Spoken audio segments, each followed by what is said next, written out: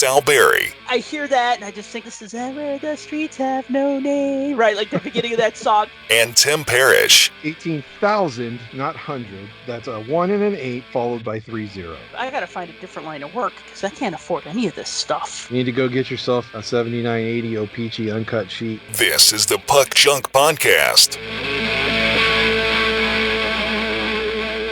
Hello and welcome to another episode of the Puck Junk Podcast. Sal Berry here. Along with me is Tim Parish, a.k.a. The Real DFG on Twitter. And today we're going to talk about more hockey goodness. Tim, what's up with you today? How are things? Just recouping from a show last night. And other than that, enjoying the day. Did you blow the doors off the place? We did. Blow the roof off Not only the doors, we blew the roof off. You know, I wonder why you guys don't do our theme song. I mean, I love the little jingle that Jim Howard did for us, but I was like, Tim, you should do an intro theme for us. You're a musician. Yeah, maybe I can come up with something. I'm a musician. I play other people's songs. I don't play my own. Oh, okay. You play other people's songs. Yes. Okay. Well, anyway, so what we're going to talk about, some new releases, and our big topic of the day is talking about Artifacts, which came out late last month. First, I want to talk about some new and recent releases. So the first thing I want to talk about is Upper Deck announced late last week that they are starting up game-dated moments again. Cards 1, 2, and 3 are available from last Friday to this upcoming Friday. So the first 3 cards, it was John Tavares. I don't know why I wrote Patrick Marleau in my notes. That doesn't even make sense. Well, he did have a good game for the Sharks, scoring 2 goals against the Blackhawks. But anyways, He did. Yeah. But John Tavares, Cody Glass, who I watched play with the Chicago Wolves last season. Now he's doing well as a rookie with the Vegas Golden Knights. Yeah, looking pretty good so far. New York Rangers rookie Capo Caco, and I hope I said that right. Sounds right. Because so those are the 3 cards. They're available for $3.99 each, as long as you purchase at least 1 pack of anything on ePack. Now, Tim, last year I did not collect game-dated moments other than a couple of cards, and I'm not going to lie. The game-dated moment cards I bought were a card of Gritty, I think another card of Gritty, if I remember correctly, and a card of Alex DeBrincat. Those were the 3 game-dated moment cards I bought. Did you buy any of the cards last year? I'm not going to lie. I bought 0. 0 cards. Just didn't none of them. I guess there's no Billy Garrett cards. So yeah, I mean, I've never been into the game-dated moments really that much. I mean, I guess I don't need the instant gratification of having that card, but I wouldn't be opposed to picking something up on the secondary market if it fit my collection, but I've never actually bought it direct.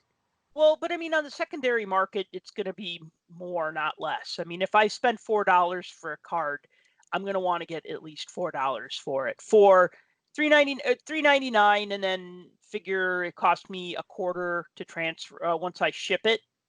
Unless it's still in somebody's COMC account, but still you'll have to pay a quarter to have it delivered. You know what I'm talking about? Yeah. So, I mean, I did the math last year and I just thought, this is a really expensive set to put together. I don't mind it so much because, I mean, Topps Now cards are like $5 a piece or whatever. So, right. $4 is not a lot for something with a relatively small print run. I just don't like the fact that you have to buy an ePack to be able to unlock these cards. I don't like that. Every time I've had to do that, I've just bought a pack of Compendium because it's $1. Yeah, I mean, that would make sense. It's kind of like, it's like the companies you order stuff from, and in order to get free shipping, you have to have a certain amount, and your item is $2 short, so you end up buying something you don't necessarily want just so you can get it. I will say this though. The last time I bought a pack of Compendium, I did pretty well. I got a printing plate of I want to say it was William Karlsson. and I was able to trade that for a printing plate of Carter Hutton. Like, the guy didn't even second guess my offer. I was just like, "Will you trade this for this?" And he was just like, "Yup," and that was it. So that's not too bad. But yeah, I like the idea of exclusive sets like that. I mean, I'm always the first in line when something like Hockey Card Day comes along. I mean, I know those are free, but I don't, it's not for everybody, and I think that's okay too, to be able to pick and choose. And I mean, this year I'll definitely do that if they do any Blackhawk cards, or if they do any of any of the new Blackhawk cards, or of course if Gritty does something egregious that merits inclusion in game dated moments, then I'll buy that as well. What more could he do? He's already slid across the ice naked. Yeah, well, and was that the one when he was at the Outdoor Classic? I think so. Yeah, where he was running around naked. Yeah. So the other thing I want to talk about, well, a couple other things I want to talk about, but okay, and then also up this week is Topps Now, the sticker pack number 2, containing stickers number 10 through 18. So they did release all the images of the stickers for the first week. By the way, I don't know if you did you ever, I know the print run. Do you want to guess what the print run was for week 1? So this is how many sold for week 1, meaning this is the print run from week 1. Do you know what it is? Do you want to guess? I How do many not know people? what it is, so How I many will people? guess. Okay, how many people bought the week 1 sticker pack and free album? I will say they sold 4,200. Wow, I like your thinking. I know it's not that high. There's no way. Do you want? All right, you want to take one more guess then? I'll give you 3 guesses. Like, this is like 400. no, somewhere between 400 and 4,000. Oh, well, that limits. Let's go with 946. No, 1,483. That's not bad. Are you kidding? I think that's pretty low. 1,400 people said, "Yeah, all right, this Topps Now sticker set, I'm in," and however many people said no. I think that's just odd. Like, not odd. I'm actually disappointed. I thought it would have at least 2,000, 3,000. I mean, how many people buy hockey cards? How many people bought Panini hockey stickers last year? Well, after we talked about it in the last show, I'm sure those 1,400 people were the ones listening to us. So, Right. They went out yeah, and they bought it. Yeah. So it makes sense. the thing is that they're still selling the sticker albums by themselves for $1.99. So if you didn't get the first batch of stickers, but you want to get subsequent batches of stickers and then also get the sticker album, you can do that. I don't know. Is there any real incentive for somebody to buy week 2, week 3, week 4 if they don't get week 1? Uh, because it's meant to be put together as a collection. I don't think so. And I go back to kind of what I said before. I think the stickers are going to work in the store. I don't know. I don't know about the Topps Now sticker thing. I mean, the good thing for them is they don't have to print them unless they sell them, right? Is that how it Yeah. works? Yeah. Yeah. So it's not like they're losing anything other than the design they've already put into it. I do wonder if, speaking of the Topps stickers that'll be sold in November, I'm wondering if they're going to have some sort of a way where you could just buy the last few stickers that you need, like Panini's done over the past, 30 That, years. that's a good question. We should probably reach out to somebody and find out. Yeah, I do want to know. I mean, of course, I kind of have to go and I only need a handful of Panini stickers from last year's album, and I just need to buy them because I trade with people on a website called laststicker.com, which is pretty good for trading stickers, but a lot of times you get, it's just like the same people over and over, and everybody needs what they need, and you just kind of see the same Sure. people over. They have what you don't need, and you have, but they don't have anything to trade you. So it's just kind of, until like a new Yeah. set comes out, and then everybody is like trading a lot of doubles for like the first month or so, or even up until like January or February, like because people will buy the stickers, a couple months after the releases, and then it'll just kind of die down until the next set comes out. Yeah. You end up in the stalemate when you have the same traders over and over and over again. Yeah, it's kind of tough, and it's unfortunate. But all right. So the other thing, we should have probably brought this up last week, but I will admit I didn't know about this last week. This was not on my radar. So apparently, okay, people, hold on to your hats. Apparently, there is a 2019-20 score hockey set coming out. Now, this set contains 2 cards. So is it really a set if it has 2 cards? That's the first question. And the second question is, how do I get these cards? Well, Tim, how do you get these cards? Well, to answer the first question, there are more than 2 cards. There's Oh, only 2 players. and who are these 2 players? They have the number 2 pick from the 19 draft, Capo Caco, and signed to an exclusive that they announced back in September. And then a couple weeks later, they signed the number 9 pick in the 18 draft, who was Vitaly Kravtsov. So both New York Rangers, both signed to exclusive autograph licenses with Panini. So they thought, how else can we get their product out there? So they decided to create a direct-to-consumer product that was going to be sold directly through the Panini website. If anybody's ever logged on to their store online to purchase any of their products that are the direct-to-consumer products, it was supposed to be in the same place on the website. They made an announcement on September 30th on their Twitter account and posted on their blog that on October 2nd, these were going to be released to the public for purchase. And you're right, $14.99 a pack for a 2-card pack, and each pack was going to have one autograph card of one of the guys, and the other card would be in a parallel Nope. of one of the guys. Base card. See, that's not the way I read it. I read The way it as I read it it was parallel. 1 base card plus 1 parallel or autographed card. Oh, so it wasn't guaranteed as an autograph then? No, and you know what? I actually have it open right here. So let's go to all right, let's see here.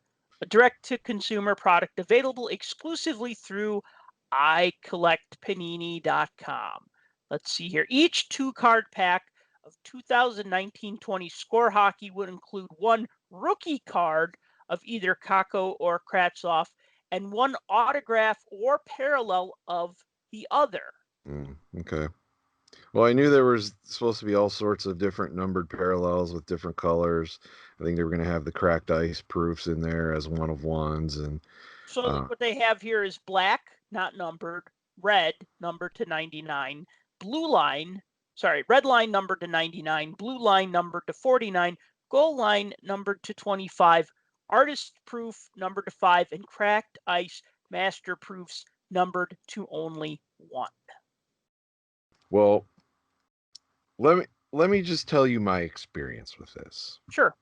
And folks out there, if you actually logged in and purchased yourself some, which there were many because you can find them all posted on eBay now.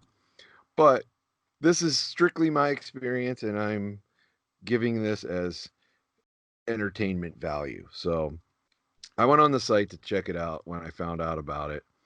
And you could set yourself up with either a single pack or a discounted 5-pack for $50. So you could either buy one at $14.99 or 5 for $50. So of course, it wasn't going to go live until October 2nd. I saw that. I saw it said coming soon, and I was fine with that. People took to Twitter immediately to voice their disdain, as they do, because for whatever reason, most people fails to read the actual print where it said it wasn't released yet. But anyway, I digress. When the time came, the product was supposed to be live. For me, the wheels fell off the website. When I would add items to my cart, didn't have an issue. When I went to check out, I kept getting a pop-up window that said, alert, delete coming soon products from your cart. And your only option was to click OK. There was no other choice. And they were supposed to be live at that time. After several attempts at this, I refreshed, left it alone for a little bit, went back to it. A countdown clock showed up on the page. So from the time I first checked till that time, they added this countdown clock, and it had 30 minutes on it. So I waited, and at the end, same result. Added stuff to my cart, gave me the pop-up window. It said, delete new items from your cart, or delete coming soon products from your cart. Only option was okay. So like, this is starting to completely frustrate me. So go through this a few times, 4 or 5 more attempts, refresh the page, 404 page not found error. And I'm thinking, what? And so I hit refresh quite a few times. Same thing. 404 page not found, page not found. So at some point in the whole process, they took the site down because I couldn't access it, and I tried it from 3 different computers and my cell phone. Couldn't get it from any of them. Now when you go there, there's no trace of it. Like, there's no trace of it at all. If you go to Panini's website, go to their product pages where they sell their products, click on hockey, there's no trace of it even existing. Now, on their Twitter feed, Panini's Twitter feed, and if somebody listening out there wants to DM me on Twitter and let me know where the rest of this conversation went, feel free, because I couldn't find it. But where they made their initial announcement, people started commenting kind of the same issues that I had. They were posting screenshots, voicing immense frustration with the site not working. There were a few people that said that they were able to get it to function, but at the grand scheme of things, in the end, there was zero comment from Panini at all that I could find. I didn't find it on their customer service or on their regular announcement. So, like I said, if somebody out there listening found that or knows where that is or heard an announcement from them, please feel free to share, because I'd love to know what happened. Yeah, I would too. So I'm thinking that something like this, you would think that they would, because, all right, so they have the different numbered parallels to 99 to 49 to 25 to 5 to 1, right? And then they also have a black parallel, which is not numbered. So, I mean, they could make, you know, they could make 10,000 rookie cards of Kratzov, 10,000 rookie cards of Kako, and then they could, make 10,000 black parallels, and then or maybe a little less than 10,000, and then also have autographs and the other colored parallels. So they could actually print as many as they want, and so it just seems strange that it would sell out so quickly. Well, and that's exactly it. You're making a product and you're trying to make it, a direct consumer product where people are going to be able to buy it from your website and do whatever whatever it is that they need to do to get the product. But honestly, I was soured on the whole experience. I know many others were. It's evident. I mean, right now you can go to eBay right now and just do a search for 1920 score hockey. You will find tons of people trying to sell the packs. You will find singles out there. You will actually find some images of both the black base parallels and the autographs. I'm not sure if those were mock-up images. I also saw a red parallel and a blue parallel. But if they were mock-ups that somebody cut and pasted and stuck inside of a top loader, well, then good for them for their editing skills.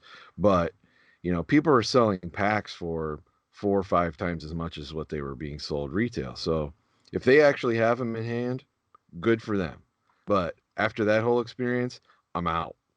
Right. I mean, A, I'm not a Rangers fan. B, Right. I'm not a prospector. And C, I don't want to deal with that. So, and I'm not a Panini hater by any means. If you took a look at half of my collection over the last 10 years, you can clearly see that I'm not a Panini hater. No. However, that whole thing, no. I mean, I consider myself a fairly seasoned collector, and I'm very patient when it comes to stuff, and I understand there's issues, especially with technology.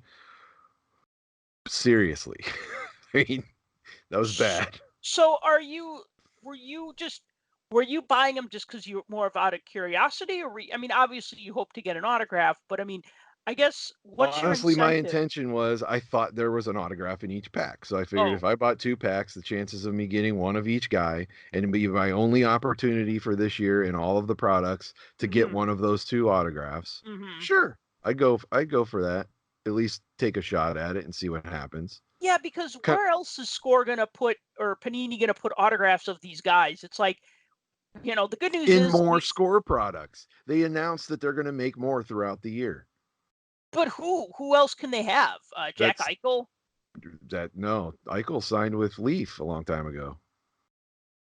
So I don't know if that contract's run out or not, but in his rookie year, he signed with Leaf. Oh yeah, that's right. I'm sorry. Eichel Yeah, did sign with. In fact, you know what? I have that set and I don't like it. yeah. Well, there you go. it's it's I mean, not it was not a very good set. bottom line, and I'll be perfectly honest right now. I am not huge on buying an unlicensed product. Mm-hmm. Now, I'll put a caveat to that. If it's well designed and it looks good, so be it. That's Mm-hmm. great. I mean, I've said on numerous shows, I liked In the Game. In the Game, I thought had a great product. I thought when they did Between the Pipes and they did Heroes and Prospects and they did, um, the 1970 tribute set and Mm-hmm. Mm-hmm. the enshrined set, and I thought all of those were top notch sets, well designed, well put together. They're not licensed. I mean, they got obviously player licenses, but there's no logos. You don't see Mm-hmm. logos on any of that product. You see minor leagues in the Heroes and Pro, and I get that. Upper Deck has an exclusive license with the NHL. Now, obviously, Tops can make stickers. They can also make digital cards, but nobody else can. And taking advantage of what you have at your disposal, and that's a contract with a couple of young guys that could potentially be great or could be busts. We don't know yet. And put their likeness and put their signature on a product and make a buck, fine, do it. You had me, but you lost me. Mm-hmm. So Makes you wonder how many packs they actually produced and sold. It sounds like they sold out pretty quick. I, I mean, like I said, I spent the better part of like 2 to 3 hours Wow. just messing with it, off and on. No, I didn't spend the entire time like sitting there, but Right. I try 3 or 4 times and then I'd let it go for 10, 20 minutes, and then I come back, try it again. And then once that countdown clock popped up, I'm like, huh, that wasn't here before, or at least I didn't notice it. And then, like I said, the whole thing went haywire, and I'm like, okay, I'm out. Was the countdown clock saying this is how long you have to complete your purchase, or was it saying this is how long the product's going to be available? You know what? I don't remember That's at okay. this point. At this point, I don't remember exactly what it said. It said something of that nature, but I don't know if it was one or the other. Because I know, So like, I bought movie tickets the other day and it had like a countdown clock. Like, because now you pick what seats you want, and then it's like you have to complete it within 6 minutes or it times you out. here's honestly what I think happened. I think Yep. they had the whole plan laid out. I think they had the website design. I think they tested it out. They figured it was going to be just like everything else that they do the direct consumer, and they make it available right now. I think they have, it's called something. Panini has a name for it, where they print something brand. It's kind of like Tops Now, or Mm-hmm. Upper Decks Game Dated Moment. It's kind of like that. They have a similar type program. I think they thought it was going to function like that. I think they forgot to remember the fact that they haven't released a product in 5 years in this sport, and hockey collectors are very passionate about what they do. Mm-hmm. And not only that, you've basically picked 2 very highly touted prospects in one of the biggest markets in the United States, New York. They play for the Rangers. So you got a lot of things going for you from a standpoint of saying, hey, if we sell 500 of these normally, we're probably going to quadruple that Mm-hmm. or more. And so when it came time to go live with the whole thing, I think they already had an idea in their head of how many they were going to produce. Because if you think about it, if you go back to those, um, if you go back to those print counts that you were talking about earlier, and how many of each of those parallel cards are available, well, somebody much smarter than me could go through and do the math and figure out, okay, if your odds are this, and there's this many of each of these parallels, you could sort of figure out essentially how many packs they're going to make available Mm-hmm. overall. Knowing that going into it, okay, the site's going live at, let's say, 3 p.m. on the 2nd, and it's shutting down at 6. Once it shuts down, we're going to see how many packs we've sold up to that point, and if there's still anything left on the bone that we were going to print, we'll put it back up and sell the remaining packs. Mm-hmm. And then you're done, and you don't have to worry about it. I think everybody hit the site at once, so which is evident by the few people that have them. They were able to get through, they were able to Mm-hmm. order, and a lot of us got clogged up in the whole traffic of the internet and Mm-hmm. Mm-hmm. couldn't get through. And I think that's what happened. I'm speculating. I haven't heard anything from them. I can't tell you exactly what happened. I don't know. That's my guess. And Well, that's that.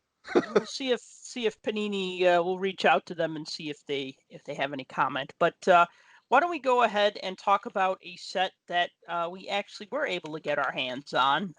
Actually came out late last month. Was 2019-20 Artifacts Hockey by Upper Deck. The release date was September 25th of 2019. So a box is 8 packs per box, 4 cards per pack. Each box promises you 3 autograph, memorabilia, or Aurum bounty cards per box, as well as 1 rookie redemption card and 4 serial numbered cards per box. The base set is 100 cards, and then there's 45 star cards numbered to 699, 15 legends cards numbered to 599, 20 rookie cards numbered to 999, and then 40 rookie redemption cards. So I opened a box. I think you opened what, a box or two, or was it a box and a blaster? I opened actually 2 boxes Okay. myself. All right. Um, and I got some interesting items. What was in yours? Well, I think so I was actually kind of happy with what I got. Like I got an Alex Ovechkin card with 2 jersey swatches, which is pretty cool.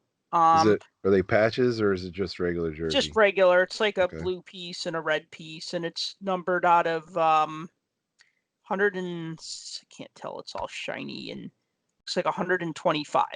So Okay. that's not bad. And actually, just do a little magnifying. Number 40 out of 125. Yeah. So I gotta tell you, in the past, I've usually gotten some pretty good jersey hits from Artifacts. But anyway, so in this particular box, I got an Alex Ovechkin jersey card, which of course I'm happy with. I also got a Jacob Verana jersey card, which it's like, yeah, usually when I buy a box like this, I get like 3 Jacob Veranas. Or like, Well, you remember, had the Capitals box. yeah, remember Mark Parish? He played like for the Yeah. Florida Panthers. How I could swear I to, not remember him? well, I remember him because I feel like every time I bought a box of something, it always had a Mark Parrish jersey card. Like I just always get his card for some reason. That was just like, oh, Sal's buying this box, so it's going to have a Mark Parrish jersey card in it because, why not? Even like it's like a year ago, I bought a hot pack from a dealer, which I normally don't buy those, but it was only $4. So I was going to buy like one, and then the guy's like, well, that might have an expired redemption. I'm like, oh no, that would suck. And so I looked and I'm like, well, okay, I'll buy this pack of artifacts for $4. And it had Mark Parrish. So, Boy, so, your Mark Parrish was my Sergei Samsonov and Jason Allison. oh my God. Yeah. I remember all those Samsonov cards you had. I think I Um, have like 30 of the same jersey card. so I got Ovechkin, Jacob Verana. My autograph was Kevin Fiala, who I think is going to become the new Mark Parrish for me because it's like, Oh. Oh, of course. You got an autograph? Wow. Yeah, I got Kevin Fiala signed on a sticker, which is I don't mind sticker autographs because it actually works really well with the design, so that's fine. Um, although with like, I mean, they could print this up like last year and just put 2019 on it and get it signed last year and then put it in the set this year. You know what I mean? Because it's not like it needs to have stats on the back or anything. You know what I mean? Um, You're and talking then about the autograph the being on a autograph, sticker? yeah. Okay. And Yeah. then, but then again, at the same time, they probably might say, Kevin Fiala, he's probably going to get traded in the off season, so let's just have him sign a bunch of stickers, and then we could just put it on whatever. Let me ask you this. What jersey does it show him in? Wild. Okay, good. At least they got that. And then I got something called a rookie relic redemption emerald jersey patch. Oh, Redemption. you got a patch redemption. Nice. Oh, it's not a Which team is that for? doesn't say. It just says rookie redemption emerald patch Does it number. have a Roman numeral on it? Yeah, one. Oh, sweet. What's it? That's a good one. What does it mean? That's you got the I believe that would be the first pick. Oh, okay, cool. I'm I think if that's how they're doing them. yeah, I don't know. I should redeem. I still gotta redeem that other card. I'll do that today. And then I got a bunch of base cards, and then I got like my 1, 2, 3, 4 numbered cards, and then a fistful of based cards. And what about you? How was your luck on this set? Um, so I also got I got an Emerald Rookie Redemption Mm-hmm. for the Ottawa Senators, and I was trying to fathom who that could possibly be off the top of my head. I couldn't think of anybody, but then my question was answered later in the box because I pulled a Rudolph's Balsers rookie Okay. in an Ottawa Senators. So I thought, oh, well, maybe it's going to be that guy again as a redemption card, but maybe not. Who knows? Um, No, I mean they usually do. The redemption guys are always from this season, and the ones actually printed in are from like late last season, the leftover rookies.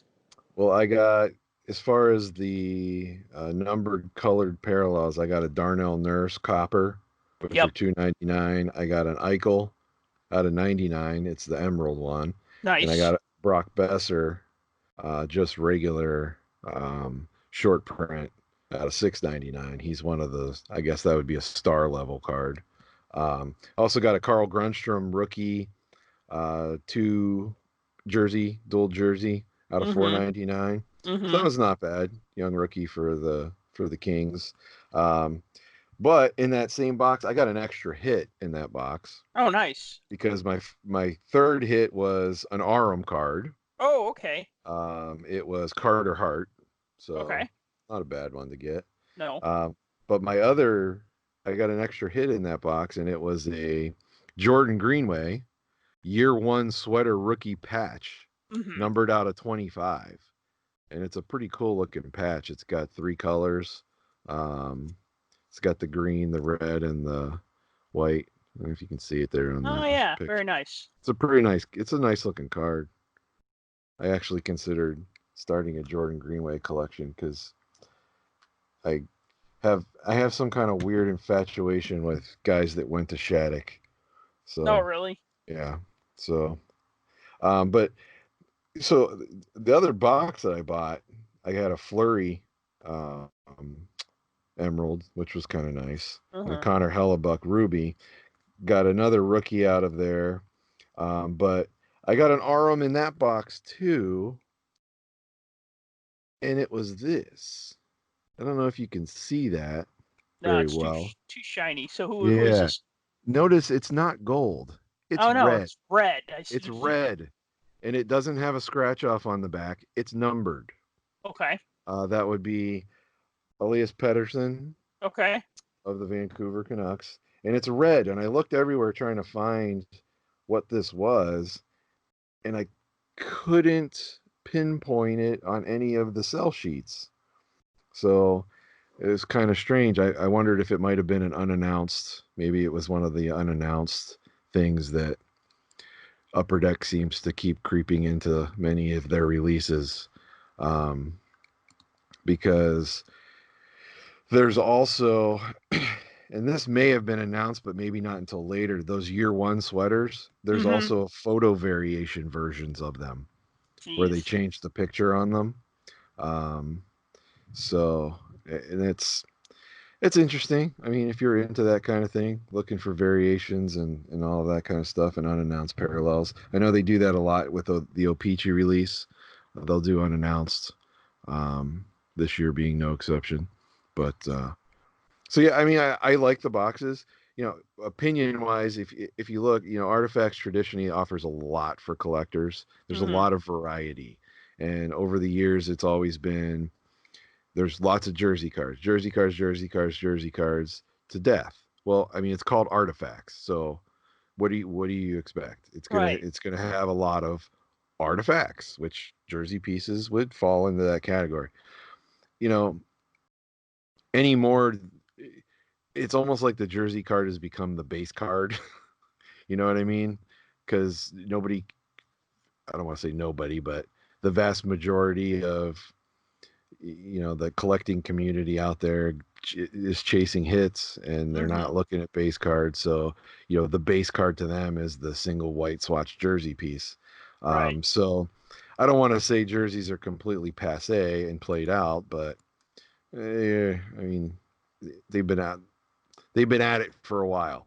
So having other options in a set like this, excuse me, um, where there's all sorts of numbered short prints and rookies and redemptions and tiered colors and parallels and, you know, other oddities, is really nice to have. I mean, autographs alone, I counted 11 different autograph classes within the set, Wow. and that doesn't even count the regular base cards that have autograph versions of. That's actual autograph separate sets that are on the checklist. So I think there's something for everybody in this, and you know the price point isn't bad for the potential of getting an autograph and a couple of um, decent pieces out of it. Well, there's two things that kind of bother me about Artifacts. One is that I swear for the longest time it was 10 packs per box. Now it's 8.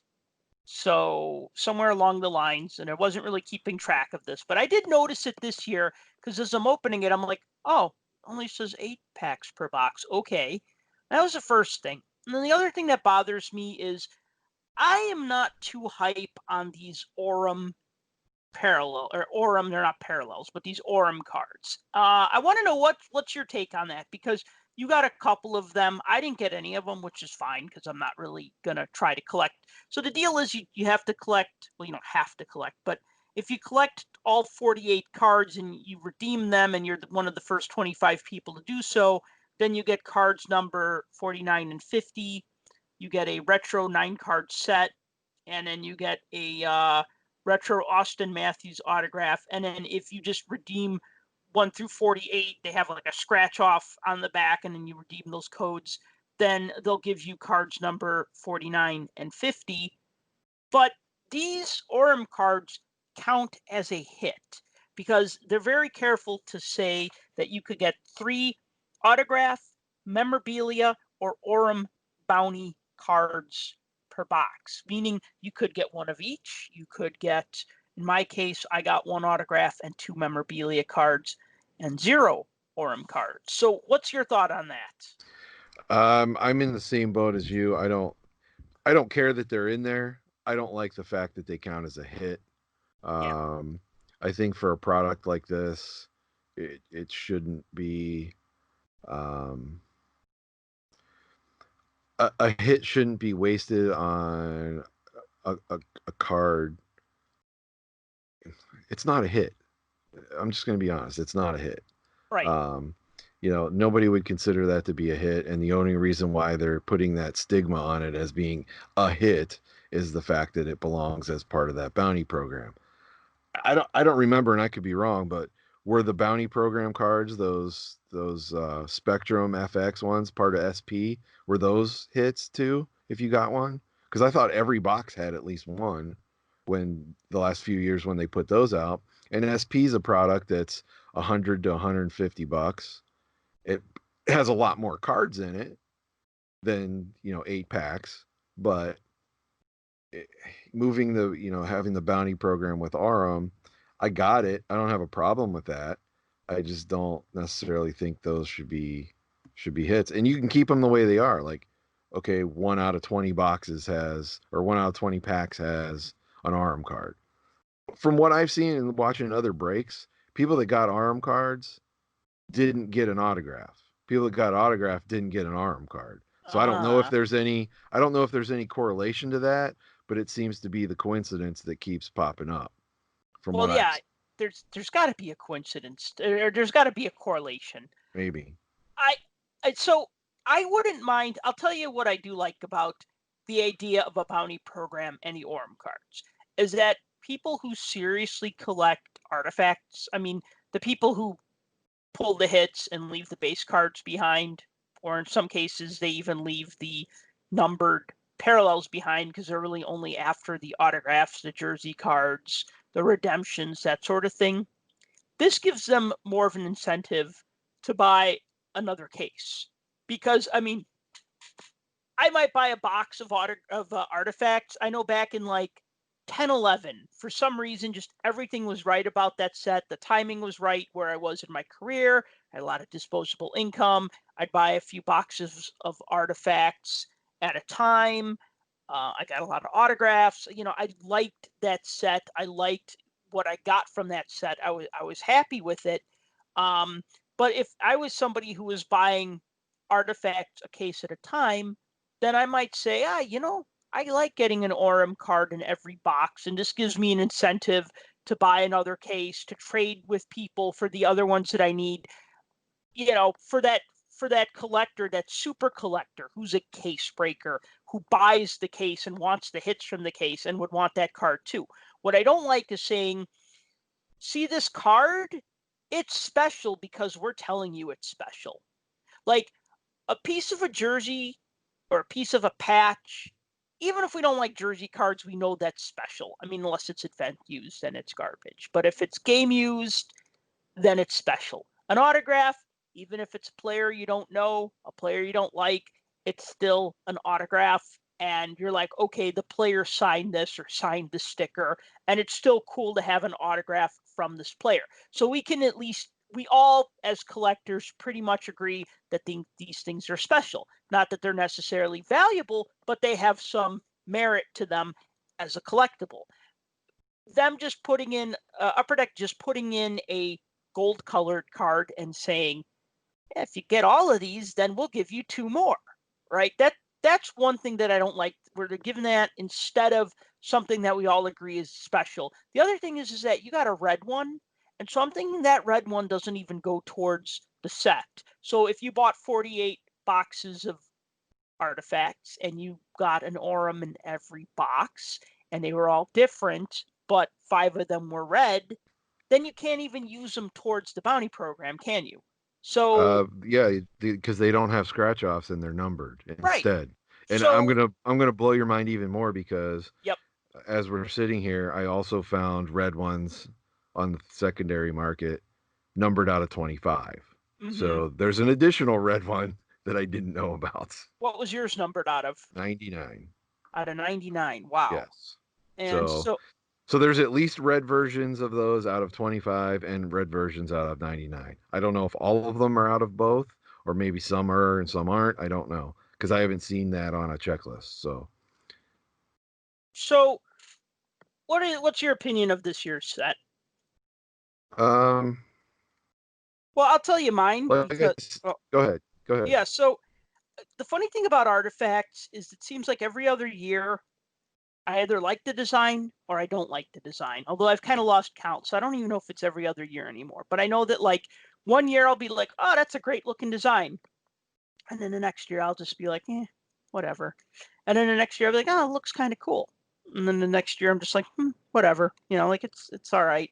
I was actually digging around because I could have sworn I saw this design before. And even though they didn't use this design before, it does look a little bit like the 16-17 artifact set. I I'm mean, you glad you can said only. that because I was thinking the same thing. Oh, okay, cool, right? Because I know you can only arrange things so many different ways, but it's like, okay, name and team at the bottom, artifacts running along the side of the card, and then then they got shiny foil. Well, in this case, they have it on the top and the bottom where it says artifacts, but like, I know like in the 16-17 set, it had the team logo in the lower left corner, and this just has like a shiny foil embellishment in the lower right corner and the upper right corner. But yeah, I looked at it. I'm like, I thought I saw this design before, and it does look very similar to the 16-17 artifact set.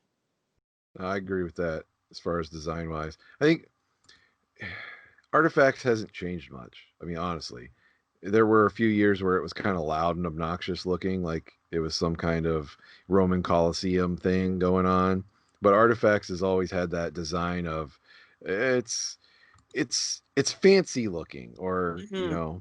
some kind of thing, and it's stuck to that same theme, and I'm going to guess that that's what they're going for each year. So you're right, there's only so many ways you can take that design and twist it and turn it and flip it and whatever. So design wise, I'm indifferent because I'm used to that, and that's kind of what I expect to see on this particular product. I feel like the ARM cards design wise look the same as the last year or Mm-hmm. year before. I don't know how many years they've been doing this now, but um, I can't tell the difference. But you got to really look at that card to be able to tell. Here's the thing: for a price pointed box that's around the 100 to 110 mark, Mm-hmm. for a normal collector, a normal everyday collector, which I would consider myself to be, Mm-hmm. you have the potential to essentially make your money back if that's what you were looking to do, or you have the potential to pull some really nice looking things for your collection. Mm-hmm.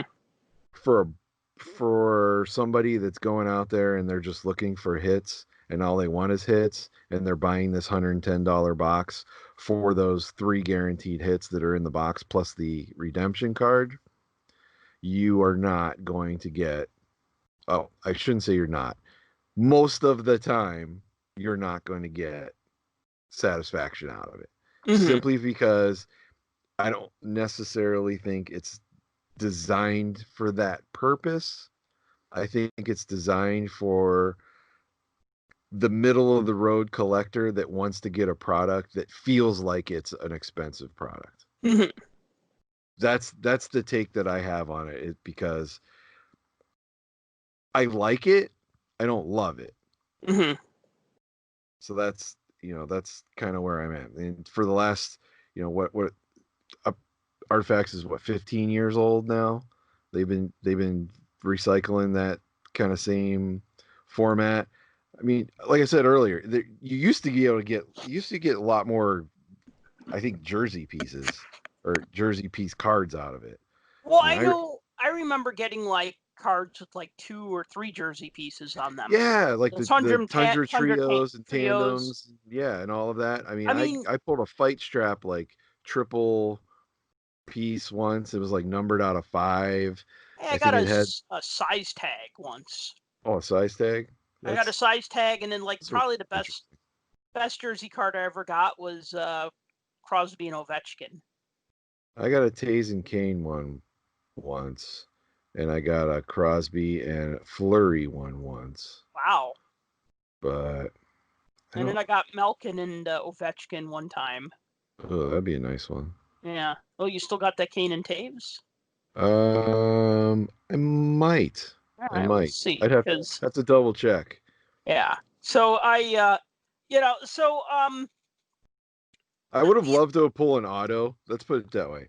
If I would have pulled an auto, I would have liked this more. But that's not about the product as much as it's about what was in my particular box. And it could have gone the right. other way, because I've seen some of the autos that are out there and some of them look great.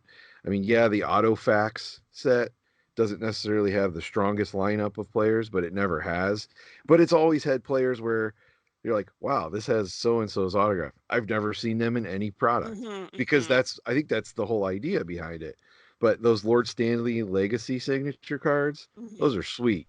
I don't know if you saw any of those. Those are nice. No, The Yager you know, one looks outstanding. Yager. Yeah, there's a Yager one that looks great. It's like a Group A, so it's one out of 4,300 packs or something So can crazy they like make a that. But Yager card if he's playing in the KHL? oh But yeah, because it's the old one from when he was with the. It's a Penguin because it's Lord Stanley's legacy. So it's okay, all like right, all right. players that played before. Now they have like the Lords. I think there's Lord Stanley's Heroes or something, which are more modern players. Mm-hmm. I mean, if we're going down the brass tacks, I mean, Yager hasn't won a cup since 1991, so 92. uh, potato. No, because 91 was their first one. So and yeah, 92 was the year they beat the Blackhawks. Yager beat the Blackhawks. And to a lesser extent, Mike Keenan, but Yager could still beat the Blackhawks. well, the way they're playing right now, yeah. I mean, it's funny. I've watched the first couple of Blackhawk games and I've been excited, but then they've just been letting me down. But we'll see. We'll see how they do. Yeah, I think I'm a little. I mean, I like the design's all right, even though I've kind of seen it before already. I don't mind it. Um, I'm not really super hype on the idea of getting an Orem card instead of a hit. But we're in Agree. agreement on that. Yeah, agree with that. You But know, one complaint I hear a lot is about the redemption cards, and uh-huh. I'm totally over that for the simple fact that Artifacts has always had redemption cards, and it's not about the fact that they just want to throw redemptions and hope nobody redeems them. It's about the fact that it's an early release product and they don't have the signatures of those rookies that are going to be playing because they don't really know, nor do Right, we. And right, so once those guys are in and they play for a few months, and some of them may get sent back down, but other guys stick and they're playing through November into December, yeah, then they'll tell you, hey, okay, here's who's going to be on this card, here's who's going to be on this card, so on and so forth. And the other gripe was always, oh, redemption cards, I never get them, blah blah blah. Again, my experience, never had a problem with upper deck redemptions, not once. yeah. I haven't either, and I don't even mind redemption cards because they're trying to put more value in the set than they can when they release it. So they're just basically saying, look, here's some cards now, and here's a card that you're going to get later on, and we want it to be a good card, but we just don't have all the ingredients for it yet, and that's Right, fine. My right. only complaint with redemption cards, and this goes back 10 years, 9 years, and this goes back to our buddies at Panini with their 10-11 score set. Oh When they yeah, talk about fool me once, yeah. shame on me, fool me twice, shame on you. Yeah, I know So where you're they, going with this. yeah, well, I'm just going to say it anyways for the listeners because one of these days we'll have to do an hour-long show about Panini's little 4-year rerun into the market with hockey cards. But the sell sheets promised one rookie redemption card per box. I bought 5 boxes because there were going to be 10 redemption rookie cards, and I bought 5 boxes. And I said, all right, I'll buy 5 boxes, and maybe I'll buy the other 5 online or something. The rookie redemption cards. Well, I got exactly one rookie redemption card because they put it in the box. They didn't do redemptions. Sorry, it wasn't a redemption. They put the rookie card in the Card. box, Yeah. but I didn't even notice it at the time. It was just like, rookie card. And then I noticed that actually the stock was a little bit different. It had it wasn't, there were the super glossy cards and then the regular cards, which weren't really glossy. And then there were the rookie update cards, like those last 9 cards, I think it was. And it just had a slightly different feel to it. The paper, like when I looked at it and felt it, then I'm like, oh yeah, you could tell this was printed later and inserted later. And when I emailed their customer service, they're like, oh, well, we just decided to put the live rookies right into the, love that they go live rookies, right? Like contains live frogs or something, right? Live animals, whatever. Well, that's the thing. We changed our marketing thing midstream, but we didn't change any of our marketing material. Right. Is basically what they So did. I would have bought 1 box maybe 2 boxes. But for me to throw down for 5 boxes, think, yeah, I'm going to get 5 rookie cards. Maybe I'll get Jeff Skinner. Maybe I'll get, I don't know, right? And then it didn't happen. I was really upset about that. So, What year was that again? 10, 11. I was trying to remember who was in there. That was Skinner's year. Yeah, and that was like the year that looked like the 90-91 set, Yeah. although better. Yeah. Definitely improved on it. But yeah, so I don't mind redemption cards because the card company wants to give you something nice. They just don't have it yet. And they've always kept up on their promise. And I gotta, I'll tell this story again. A number of years ago, I was supposed to get a Patrice Bergeron jersey card. I don't even remember what product I bought, but right. Okay. So it was an Upper Deck redemption, Patrice Bergeron rookie card. It took a year. And like, I kept checking the website and I kept taking screenshots of it. And then I wrote this little, every now and then I read a blog post called Where in the World is Patrice Bergeron? And I'm like, well, maybe it was an autographed card and that was it. Because if it was a jersey card, they could just buy the jersey from the Bruins and cut it up. It had to be an autographed card. And Yeah, I'm because just he like, wasn't signing or something, right? Is I, that what it was? I don't know what it is, but he didn't have an exclusive with anybody. And he doesn't seem like the kind of guy that would say, no, I'm not going to sign your hockey cards, Upper Deck. I mean, he's a pretty cool dude from what I understand. So Yeah.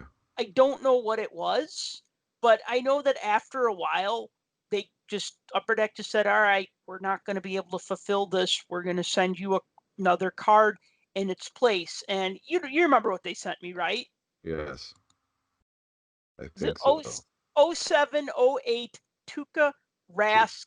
Rask, yeah. I think it was an SP Authentic rookie card signed. Yeah, it was a SP Authentic signed Tuukka Rask rookie card. Which Yeah. I saw that, I'm like, okay, this is better than what they wanted were going to deliver. So I had no complaints. I was like, wow, this was like killing a fly with a sledgehammer. I mean, this was like above and beyond what they promised me. If they just said, okay, here is another Bruins autograph, or here's another Bruins jersey auto, whatever, I'd be like, okay, cool, you tried, right? But it was just like, wow, that just exceeded my expectations. So I was super psyched about that. Yeah, when it works, it works. And like I said, I've never had a problem with Upper Deck. So when I get them from them, I'm not like screaming at the top of my lungs and throwing a tirade and hissy fit because it doesn't bother me. They take care of it. Now, if it was from a different company, maybe not. After Tim and I wrapped up our discussion, I called up Tony Siriani of Upper Deck, who is the product manager for Artifacts.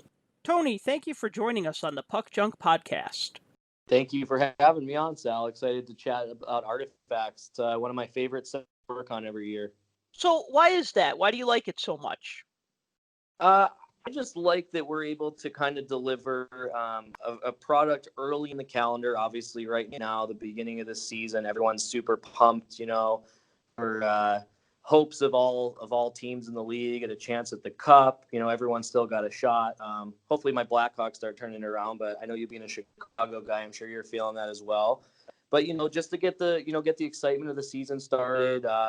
Obviously, the redemption program is a huge part of Artifacts. It has been for a long time. Again, being able to start seeing those key rookie cards of your favorite teams, top freshman players. It's a fun set to work on. I love the variety we have in there as far as the memorabilia content, the autograph cards. We also try to fit in some hard sign autos, which again, when we're able to do that early in the year, that's always a plus. So just a beautiful looking set and a lot of fun to work on. I wanted to ask you about some of the things. So, myself and my co-host Tim, we opened some Artifacts and compared our notes. And so, he wanted me to ask about, you have the Orem insert cards, which are part of the bounty program. But then this year, it appears that there are red Orem parallels. That's right. One thing that we've really strived to try to include, and at least something in every set, we like to include what we call our Easter egg content. Mm-hmm. We like to surprise the collectors with unannounced inserts, unannounced hits. The Orem Reds were a part of that group this year. And yeah, we've seen some pretty solid values on the secondary market. The short print versions are crashing up to 25. So there's some pretty rare chase cards, some of the top legends and other stars in the league. Just beautiful light effects cards. It's been done a long time, but when you start using different color tints and everything, those cards can really pop. So just wanted to kind of include something as like a little extra bonus surprise within the packs. So yeah, we were gonna actually ask why the unannounced stuff, why the surprises, and I guess it's just because nobody's expecting it. So when you get it, it seems like kind of a big deal. Yeah, we just kind of just to add to the excitement. Exactly, the surprise and the excitement. I mean, obviously, how the experience of opening packs, you can't beat the excitement of you don't know what you're going to find. And there's a lot of collectors that will do their research at the times that we release the checklist to the public, and they'll kind of have an idea of what to find in packs. But like I said, we try to include, I'd say, on most of our products at this point, at least one sort of Easter egg surprise extra content item in the set. Our packs had a few different ones this year. Those red orms you mentioned being one of them. The other one that gets a lot of buzz is the SP short print variants we've done of the rookies. So this year there's SP photo variants of the top 5 redemption rookie cards coming up. So again, just an additional kind of chase. Surprise kind of bonus rookie card to chase of some of the top guys, like the Jack Hugheses, like the Capo Cacos, that are already off to great starts. So yeah, it's just kind of an extra, more exciting content for the collector. And if we can surprise you guys along the way, we're happy to do that. It is tough to surprise people now because with the checklists being, well, I mean, yeah. I do remember, back in the day buying Upper Deck when it first came out as hockey cards, and getting a hologram and just being like, oh, I didn't know about these, or getting an SP card and just being like, oh, this is weird. This isn't on the checklist. What is it, right? And exactly. I mean, obviously information traveled a lot slower then, but now it's like everything is revealed. So then even if you get a great card, that it's a possibility, or if you get a card of a certain player, it's a possibility. And I know that you really can't not share the checklists anymore with group breakers, right? Because everybody wants to know, how many Blackhawks, how many Wild, how many Oilers, are going to be in the set. I had a friend who actually bought into a break. It was a box break. And I think that there were like whatever team he got, there were like no hits for that particular team. And the breaker apologized and actually gave him a credit, because they said, you know what, we didn't see the checklist before we did the break. We did the break before the checklist was revealed, and we didn't know that there were not going to be players from this team. So obviously he didn't have a shot at it. So yeah, it's hard to surprise people when it's just like, okay, here are the cards you can potentially get. Sure. Yeah, exactly. Yeah. I mean, as far as breakers and everything with that, it's been a great addition to the hobby, a great way for collectors to kind of get a chance at some very high end products that maybe they couldn't normally buy in in a box on their own by themselves. And that's something we take into account when we build our checklists and we look at different teams and different players that we want to go out and get new autograph deals with, because the collectors do want variety, and we do try to represent every team. There's always going to be the teams that are hotter one year to the next. Again, rookie content drives that. Where last year Vancouver is the number 1 team with Elias Pettersson. This year, early on, the Devils are a big team to get. The Rangers are a big team. So it's always going to change year to year. But it is something we do try to keep into account when we're building checklists and considering what subjects to go forward with memorabilia and autograph deals. So I want to ask you about the design of the cards, because you mentioned about how you like the design of these cards. And I know that now a lot of the cards, like Upper Deck, Series 1, Series 2, we expect full bleed photos because that's just what's done. And then it took me a while, but SP Authentic grew on me over the years.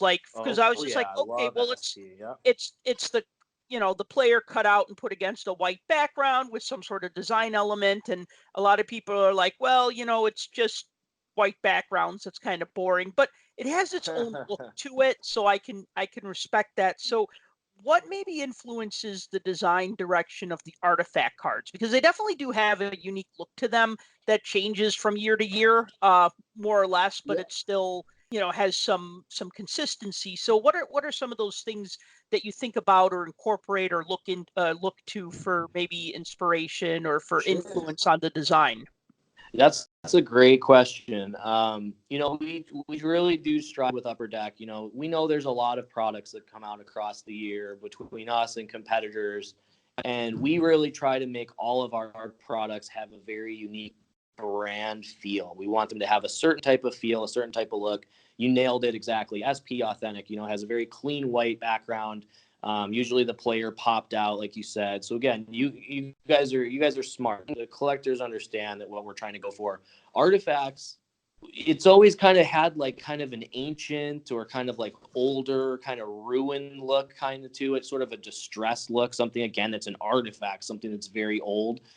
It allows us to kind of have flexibility where we've had designs through the years where you might see design elements in the background that could be of like an old Colosseum or ancient structure, or we've had some where you've seen old like paper looking written text on the card, like a lot of variety.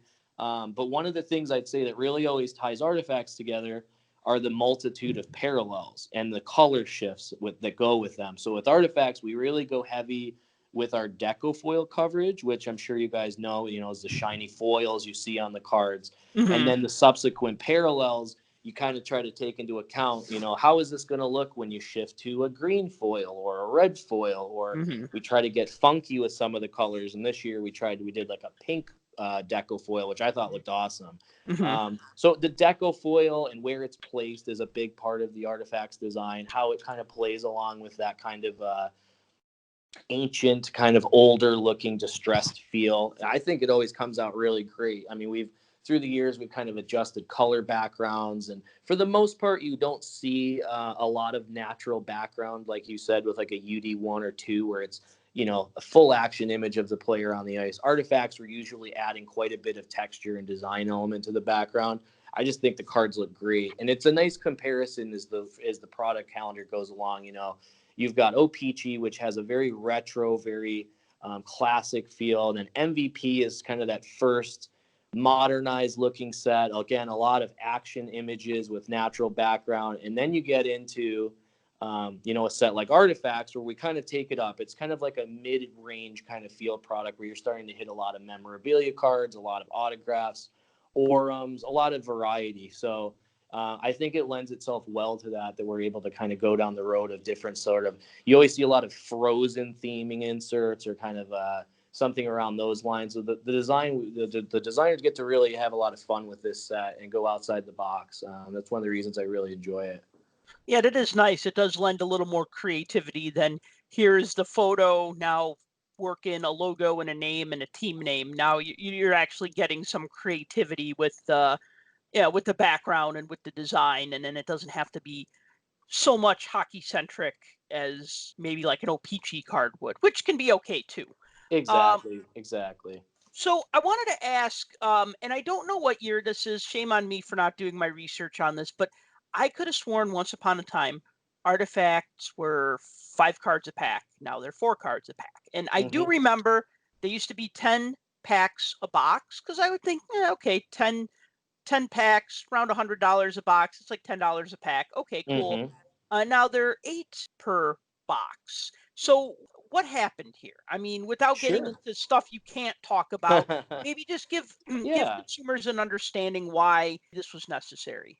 Totally understand where you're coming from, and you are correct. Artifacts for a long time, we were able to deliver at a 10 pack box, and we were able to deliver 5 cards per pack. But as time goes on, as you're aware, the cost of doing business, just everything's going up. The cost of everything is increasing. And as a manufacturer, we're unique in the sense that we incur the overhead costs of increased costs of paper, the deco foils, all the fancy substrates we use, the UV protection on the cards, everything that goes into it, all of that costs just it's just going up. Just kind of the nature of the world, along with everything else. But on the other side, we're incurring increased costs for autographs. We have to go out and, get deals with these athletes that everyone wants to collect. And, that doesn't get any less expensive either. So it's really an increase in costs, and trying to offset that with still delivering a product that is, palatable to the consumer. We still want you guys to be comfortable at the price point and feel that you're getting your value. And as you mentioned, around $100 is kind of the sweet spot for a product like Artifacts. With the level of hits you're hitting, the rookie redemptions, there's some potential there for some pretty valuable cards. But again, we understand as the consumer base and the variety of products, that $100 price range is a really good place to kind of keep a product like Artifacts. And to do that, to still deliver the content, still deliver the beautiful looking cards with the nice technology, some concessions have to be made, and those are kind of the concessions that happen, unfortunately. But I still think that we're delivering the base set content and the insert content that collectors want. And I think we're still delivering a pretty good value at the price as well. You mentioned redemptions, and actually this is a little bit off topic, but on topic as well. Sure. What happens to, those redemption cards that don't get redeemed? I'm not talking about the redemption cards. What I'm talking about, the cards that they get redeemed for. So if you say this card is numbered to 599 or 1,000 or 100, but Okay. let's say it's numbered to 100, but only 75 of them get redeemed. What happens to those other 25 cards? Like, what does Upper Deck do with them once their redemption has expired and nobody's going to be mailing in emailing for to redeem their code? Sure. Our redemptions do have expiration dates on them, so that does play into that. Is taken into account. But as far as what goes on with the remainder, that's completely outside my wheelhouse. I'm more creative. Once the product is kind of out the door, I'm on to the next year. I'm for instance, right now, I'm working on Artifacts for 2021, believe it or not. So that's kind of handled by other departments. Mm-hmm. I wish I had more for you on that. Okay. But fair. I don't really have that information. Might be something to ask your buddy Chris Carlin. He may have more info, because I know customer service, they do fulfill and help, facilitate a lot of the redemptions that go on. So he might be able to give you a little more insight into what goes on with that. I should have asked this of you sooner, because obviously you like hockey enough to follow the Blackhawks. Absolutely. I too like the Blackhawks. When did you start following hockey, just out of curiosity? I grew up in Chicago. I'm 36. So my years of growing up in the winters in Chicago, it was all Michael Jordan. It was all basketball. Mm-hmm. And, with the situation with ownership with the Blackhawks, couldn't even watch the games on TV growing up. So me, naturally, I gravitated to basketball as a winter sport. But as I've gotten older, and as the Hawks have taken off, I've become a much bigger hockey fan. Love the sport. I would say for me, probably, mid 2000s was probably when I really, really started getting a lot of more interest in the NHL. Mm-hmm. And now, absolutely love the game. It's fantastic. Like I said, Blackhawks are my team. We're not off to a great start, but I think there's plenty of time to turn it around. I think we're in good shape now, having a second goalie we can rely on with Crawford. Leonard looked great the other night. Unfortunately, they didn't win, but I think he's going to be the real deal for us all year long. But hopefully we'll get to see Kirby Dach soon, because, again, as we mentioned, rookies are a big part of what we do here, and I'm excited to start seeing some Kirby Dach cards. So we need to see him in an NHL game here hopefully soon. Well, he's got to do that conditioning stint first. So that's what they're calling it, right? A conditioning stint. Yeah, because he's been out with the concussion for a little bit. So I get it. But, he seems like he's going to be an exciting player. I'm really pumped to see him with the Hawks. That's pretty much all of my questions. Anything else you want to add about Artifacts? You had mentioned the bounty earlier. I know that Chris Carlin is going to be putting out some more information. But the bounty is absolutely loaded this year for Artifacts. There are pricing that's already listed on upperdeckbounty.com, but we are excited to announce that we're also going to have some bonus prizing cards for the first ever so many collectors that do the bounty program. So there's going to be additional very nice prizing included. So hold on to those Orem cards, guys. I know that those cards are polarizing and not everyone feels that it's a true hit. But I'm glad you brought that up because I read the boards and I love this hobby. I know what's liked, and I know what is met with resistance. But I'm telling you, those Orem cards are worth it this year. I'm telling you, there's some really, really sweet prizes tied to them. So collect that set. You will not be disappointed. The red Orems, though, those can't be used as part of redeeming for the last 2 cards and the other prizes, correct? It has to be the gold color. Yeah, just the standard golds that have the scratch codes. It has to have a scratch code on the back. Some of our other programs that we do bounty, we will only include scratch codes on a percentage of the cards. Orem bounty, we make sure every version has a scratch code. So every version of an Orem gold card can be used towards collecting the bounty set, and then eventually the bounty award cards. All right. Well, definitely worth your time, guys. Check them out. I think you'll be pleasantly surprised when you see what else we've added to that. Well, Tony, thank you for your time, and hopefully you'll join us again soon. Absolutely, Sal. It's been great talking to you. Thanks again. Thanks again to Tony Siriani of Upper Deck and to my co-host, Tim Parish. Until next time, thanks for listening. For more hockey goodness, follow us on Twitter @PuckJunk.